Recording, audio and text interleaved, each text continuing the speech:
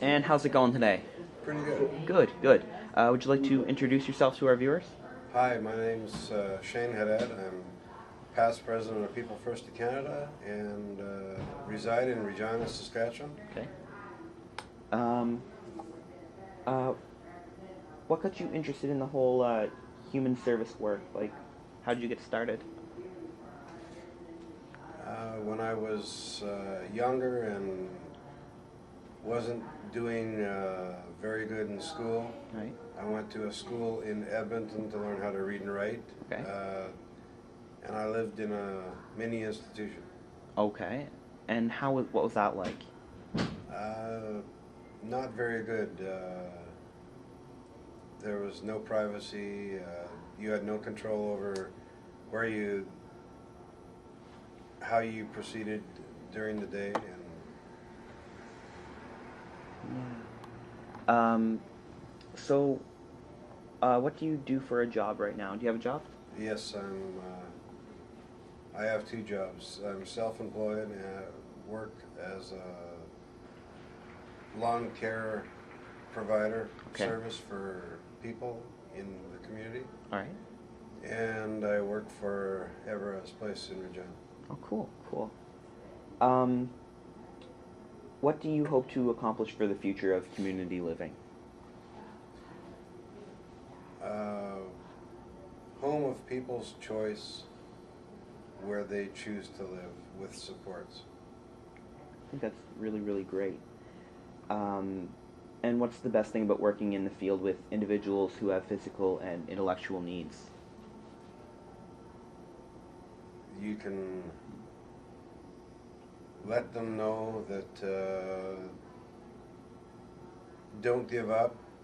They can be a success story. Just keep believing in themselves, in their dreams, and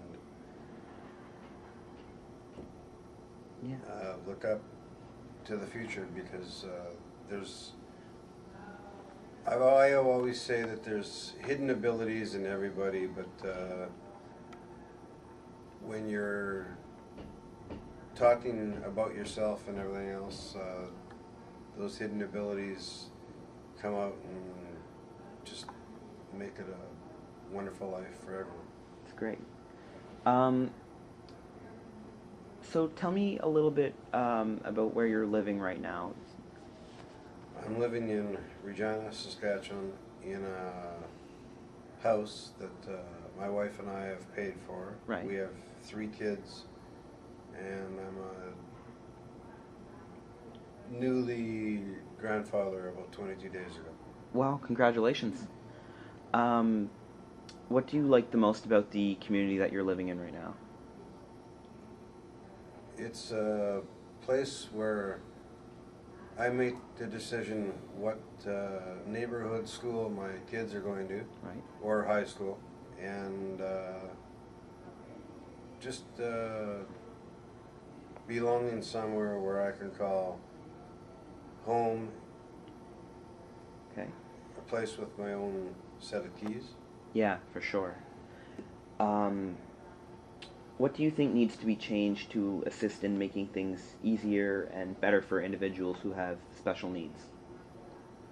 Stop labeling people, because labels are for jars That's right. or brand names of vehicles.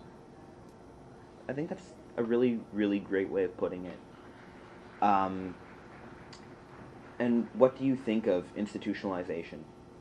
I'm co-chair of the Deinstitutionalization Task Force. I think that it's a shame that they still reside in institutions. They are not in the community. They're most of them are very far out of the end of the city, or in Moose Jaw, for instance, it's up on a hill, Right. not really in the Moose Jaw area. That's a shame. Um, and what do you think is the best way to keep people out of these institutions? Support them in the community with whatever, meet their needs, whatever they are. Right. If they're support person 24/7, well, then have a place for that individual to live and have supports for him. Right. Because Lots of people are worried about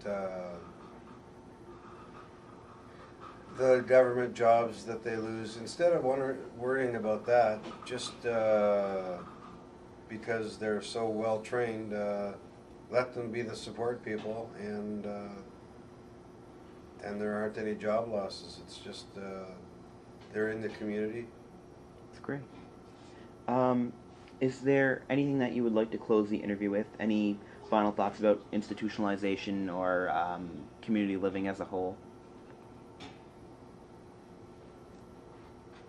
If you chose to tour an institution,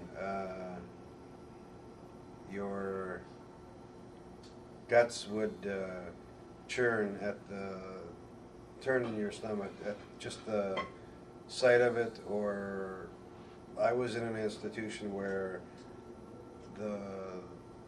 a phrase on a wall said, "All God's retarded children live here." I just think that things like that are totally ridiculous, and everyone's different. That's right. But in my eyes, everyone's also unique. It's true. Unique abilities. That's definitely true. And thank you very much.